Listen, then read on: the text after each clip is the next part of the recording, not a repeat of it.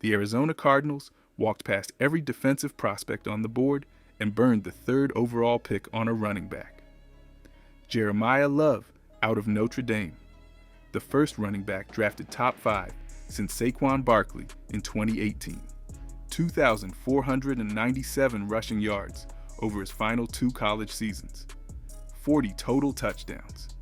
Doak Walker Award winner. Heisman finalist. The franchise sold its rebuild on his shoulders. And one Cardinals pass catcher quietly outproduced everybody in the room last December. With a stat line, nobody is connecting to this pick yet. The front office reset starts at the top. Mike LaFleur signed a 5-year deal as head coach out of the Sean McVay tree. Nathaniel Hackett crossed over from Green Bay as offensive coordinator after 1 year as a defensive analyst under his brother Matt LaFleur. Free agency loaded the trenches. Guard Isaac Sumalo signed 3 years for $31.5 million from Pittsburgh. Running back Tyler Allgeier signed 2 years for $12.25 million from Atlanta. Receiver Kendrick Bourne locked in for $11.5 million from San Francisco. The draft delivered 7 picks across 3 days. One of them sits on day 2 and split every analyst grading the class for reasons most coverage missed. The defense kept pieces in place. Edge rusher Josh Sweat posted 12 sacks and 4 forced fumbles in his first Cardinals season after a 4-year, $76 million contract. Defensive tackle Walter Nolan III comes back healthy after a knee injury wiped out 11 games of his rookie year. Safety Budda Baker earned an 8th Pro Bowl with 111 tackles. Cornerback Will Johnson steps into a number 1 cornerback role. The talent is real. The problem is the address.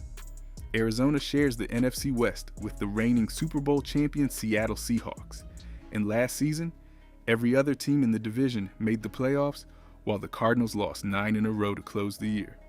But before we get into that, hit that like and subscribe button for more Cardinals and all the NFL content. Can we get 300 likes on this video?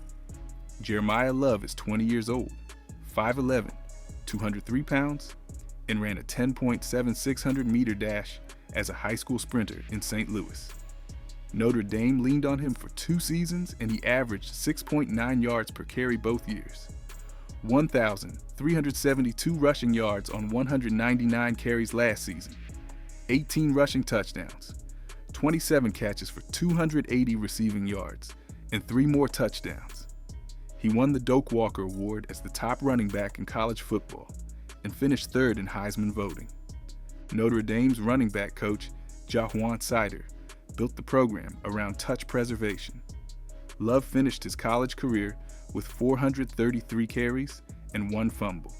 Compare that to Ashton Genty, who took 374 carries in a single season at Boise State before the Raiders drafted him.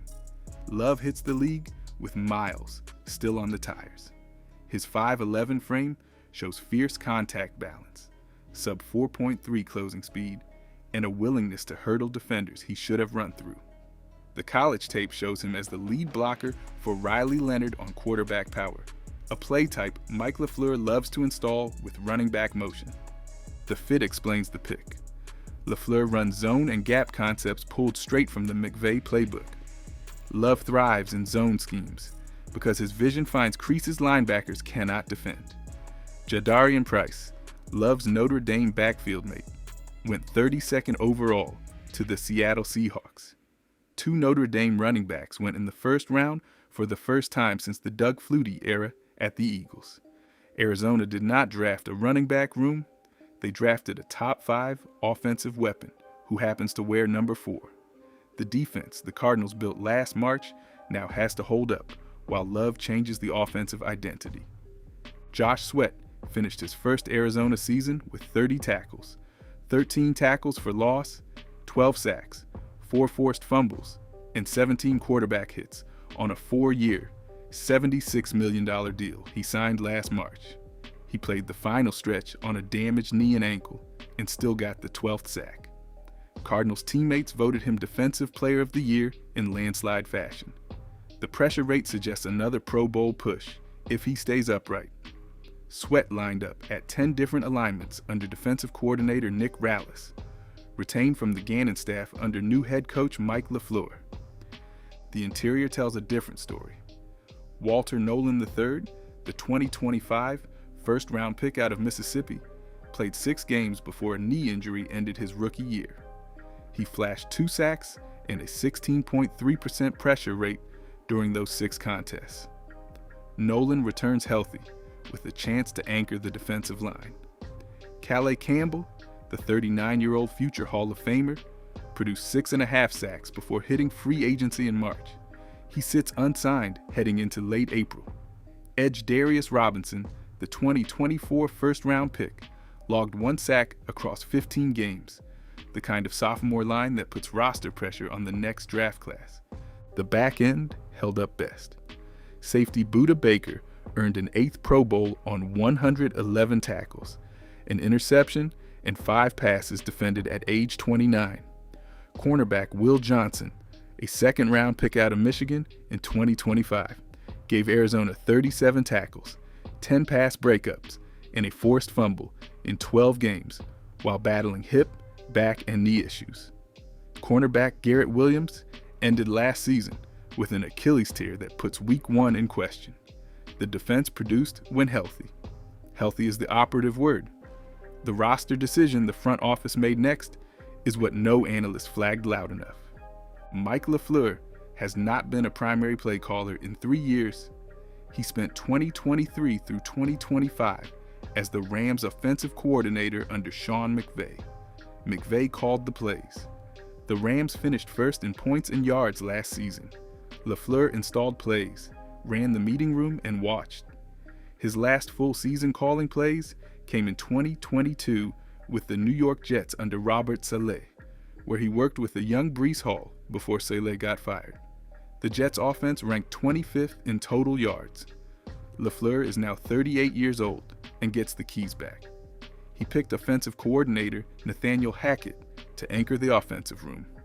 Hackett spent 2025 as a defensive analyst with the Green Bay Packers under his brother Matt LaFleur. Before that, he was the Jets' offensive coordinator from 2023 through 2024, after a 1-year run as the Denver Broncos head coach in 2022. Hackett's resume reads bumpy on paper. The connection is what matters. He coached under Matt LaFleur in Green Bay during the Aaron Rodgers MVP years from 2019 through 2021. Mike LaFleur hired the man his brother trusts. Special teams coordinator Michael Gobriel came over from the Giants, where he ran the units the previous 2 seasons. The architecture says one thing: 3 coordinators, 1 offensive play caller in LaFleur, Hackett as the offensive structure manager. Nick Rallis kept on defense to maintain identity. The thing competitors missed: the Cardinals took 0 defenders in the first 3 rounds and used 5 of 7 picks on offense.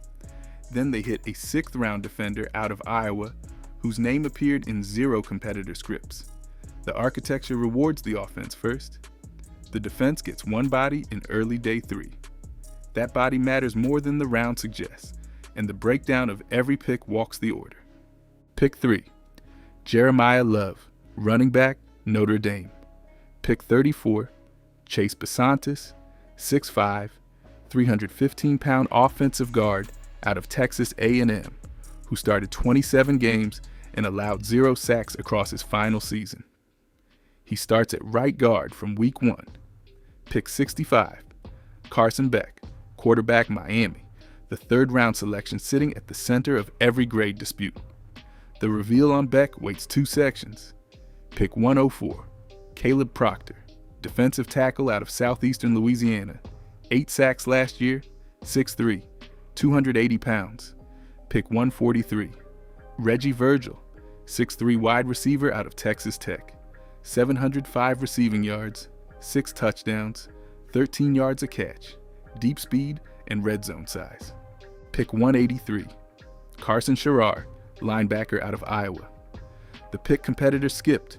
Sherrar racked up tackles as a Big Ten run defender, brings instincts and coverage gaps, and immediately competes with Cody Simon and Jack Gibbons for inside linebacker reps. Pick 217, Jaden Williams, 320-pound offensive tackle out of Ole Miss. A developmental swing at right tackle behind Elijah Wilkinson. 5 offensive picks, 2 defensive picks. The Cardinals built the offensive ecosystem first. The Cardinals receiver who quietly carried December was Michael Wilson.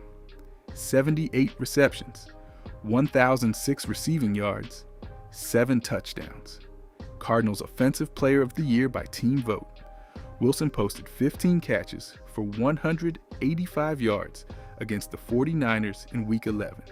He logged 16 targets and 142 yards in a Week 14 loss to the Rams. Wilson became the first Cardinals receiver to hit 1,000 yards since DeAndre Hopkins in 2020. He is the X factor for the LaFleur offense, not Marvin Harrison Jr., who finished 41 catches, 608 yards, and 4 touchdowns across 12 games. Wilson is the volume bet.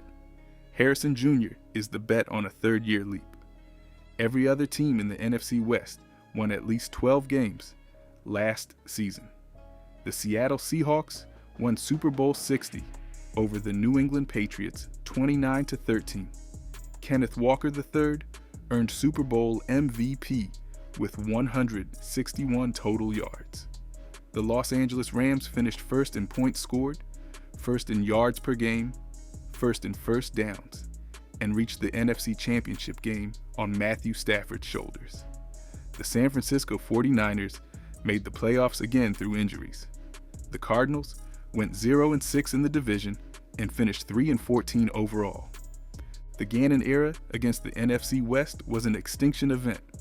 Jonathan Gannon went 0-6 against Seattle, 1-5 against the Rams, and 2-4 against San Francisco.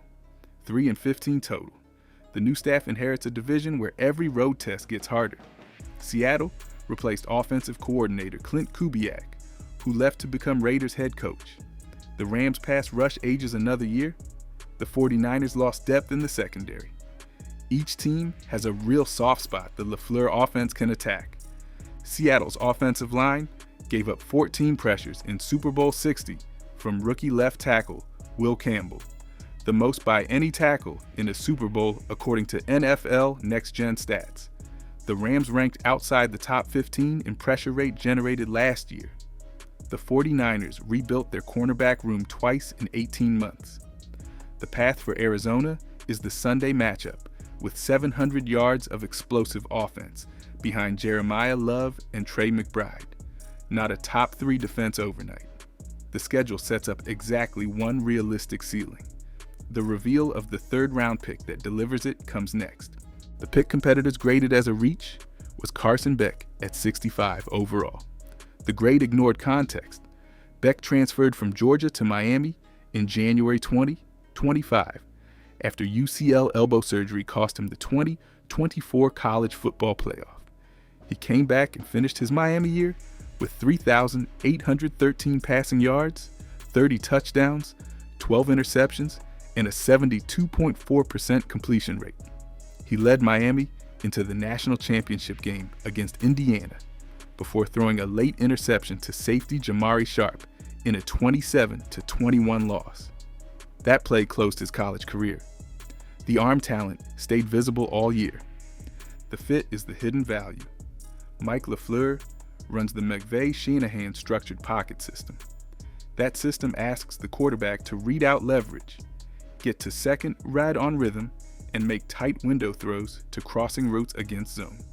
Beck did exactly that with the Hurricanes for 15 games. He is 6'4", 220 pounds, and shows the play strength to climb the pocket against pressure. The ceiling debate is real. He is not Patrick Mahomes off script. He is closer to the Brock Purdy archetype. The Shanahan tree has spent 5 years proving wins regular season football. The depth chart confirms the patience. Jacoby Brissett sits as the projected starter for 2026 after a 12-start run last year that produced 19 touchdowns and 7 interceptions through Week 17. Brissett asked for a contract bump and skipped the voluntary off-season program in protest. A leverage play LaFleur is letting unfold. Gardner Minshew signed as the veteran third arm after Malik Willis chose Miami. Beck takes the reps Brissett refuses. He is on the field by November if Brissett struggles. The story of 2026 is whether Beck takes the job in time to push the win column past the next prediction. The Cardinals lost 9 straight to end last year and finished 3-14 on the worst injury list in football, with 42 players missing a combined 309 games. The roster reset under Mike LaFleur, and Monty Ossenfort focused the offensive ecosystem.